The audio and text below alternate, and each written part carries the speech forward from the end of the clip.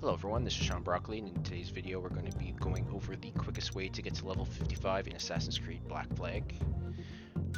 So we'll start, ignore my ability number 1, that is not the most ideal selection. I will go over that later. Ability 2, we're going to choose the Firecracker at, you have to be level 12 to unlock it first, as well as the ranged weapon, which will be the knife, unlocked at level 12. Your perks will have to be, leave them at default until you get them, until you get to level, I believe it's 28, and then you can get resistance and determined. So then the last thing you're going to want to set is your streak.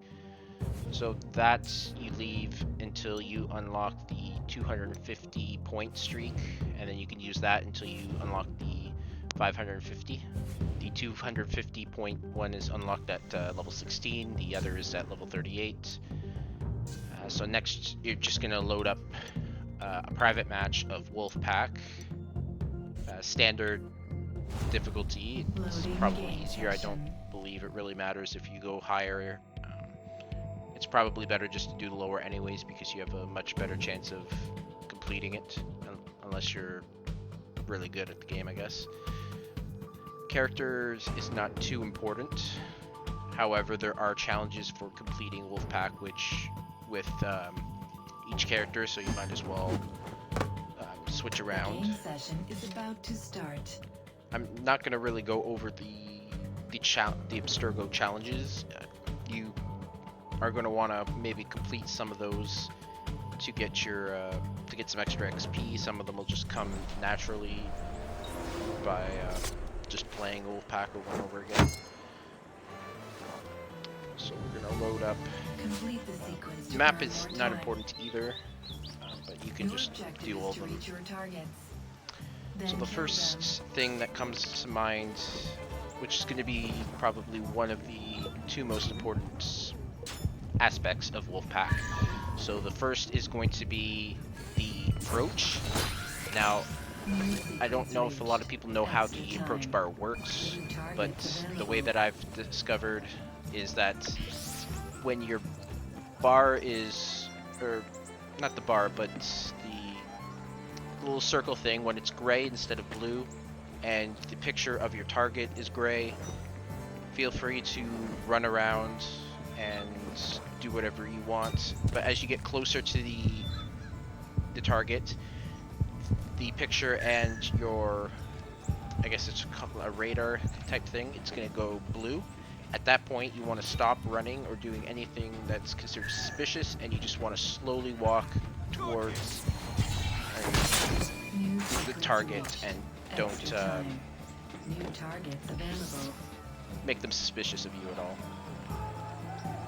So once you do that, you'll get you can get up to 450 points, which you'll see me do in this video quite often, and then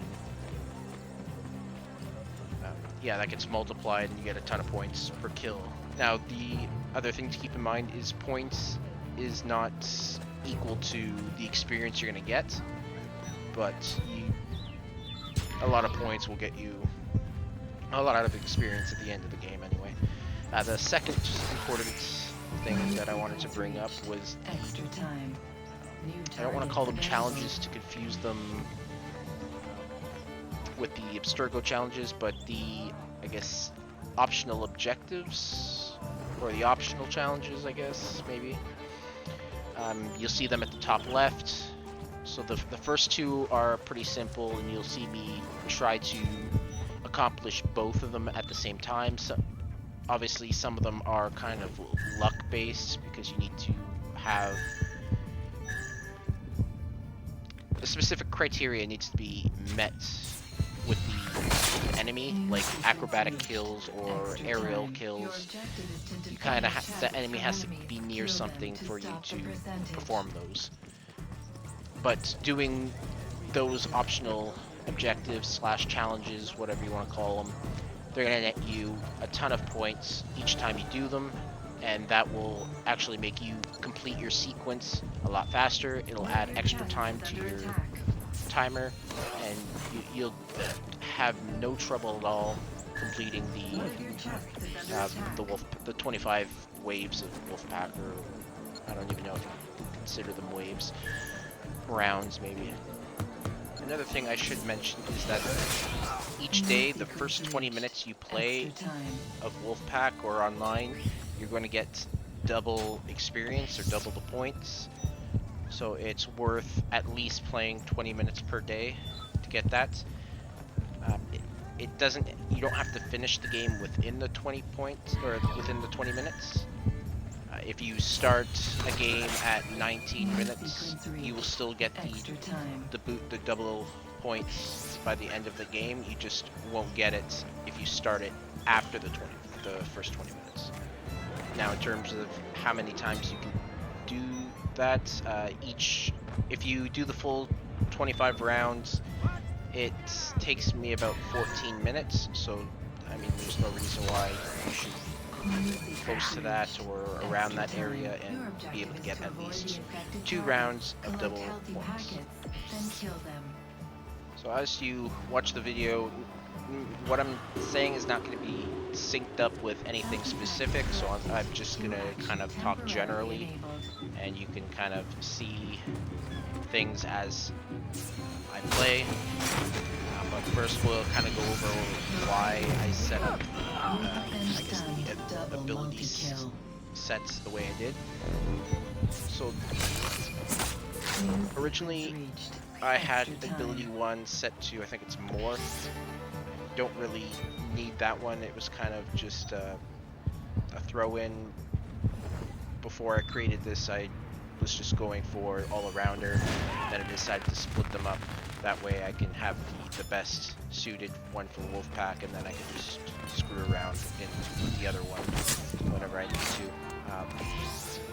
Anyways, it's probably best to get 2 types of abilities that are going to help you when there's there's a target and then there's a fake hidden in a group of people. You'll want to identify which one's the real one, which one's fake. You'll see a couple times in this video I get stunned because I tried to figure it out and I can't. I only have the one ability, and if it's on a cooldown, then I kind of either have to pick at random, which you'll see me do as well, and I'll kill a civilian. Or the second way is you just kind of wait it out until one of them kind of reveals which one's the real one. He'll get like a fist or a fleeing icon above him. You'll just have to be quick and assassinate him before he stuns you. You'll see me get stunned a bunch of times trying to do this, but you'll see me also be successful at some points. But I think I failed more times than I succeeded. The next one would be the ranged weapon. I picked the knife because it's probably the earliest one that works for this. There is a challenge or objective, the optional ones that I'm talking about, where you have to kill an enemy with a ranged weapon. Now you don't actually have to finish the kill with the ranged weapon, but you just throw the knife, then quickly kill them after, and then you'll complete that challenge, get those bonus points. Next up are the 2 perks, which I believe were resistance. That one will just reduce the stun time if you get stunned, which will probably happen. And then the other one was called resilience, and that one's just going to cancel out sometimes when you kill a target, they're going to kind of fight back during the animation, and they'll hit you, but you still end up with a kill. It doesn't negate your kill streak at all, but it kind of divides the amount of points you get. So the reason why I picked this one is because if that happens, it doesn't divide the score anymore, it negates it, and then you just get the full amount of points for that kill. I noticed that kind of happens a few times per game, so it's worth having that. Last but not least is the streak. So at level 16 you will unlock basically a 250 point streak, which after 8 kills straight without being stunned or killed, you're not obviously not going to get killed in Wolfpack, but you will get stunned at times. But if you do 8 kills in a row without being stunned, you get 250 bonus points, and that is it adds up in Wolfpack to getting you to the next sequence. And then once you get to, I think it said it was 38, you'll get 550, and that one it's 550 points per 11 kills straight. I haven't actually done the math of which one is probably more, but I would think it's just based on a quick kind of logic. I would think the 550 is better because, I mean, to get 500 from the 251, you need 16 kills, where you get more than double at 11. So, I mean, clearly it's got to be better. Another thing you're going to notice during the video is that in order to maximize the amount of points you get, I did touch on the approach earlier, but you also want to do the focus bonus as well. So you walk slowly, try not to be I guess with the elite cowards, if you walk slowly straight towards them, they'll eventually detect you if you're too slow, so you kind of maybe want to come from behind or the side somewhere where they're not within direct sight of you.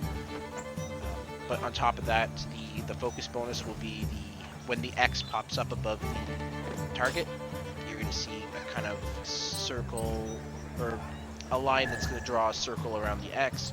Once that fills up, you're going to get however many points it shows in there. I think you get a bonus 150 for a full circle. And then the other thing you can see from is that a hidden kill, it will get you double the points as well. So those are kind of things you want to try and combine, especially when you're in an area where you can't do an objective or challenge, whatever it's called. You just want to get as many points as you can really fast, because obviously you have a time limit and want to speed things up. I try to take advantage of the defense sequences. Those ones typically have the chests are near things that you can climb, so you can usually get your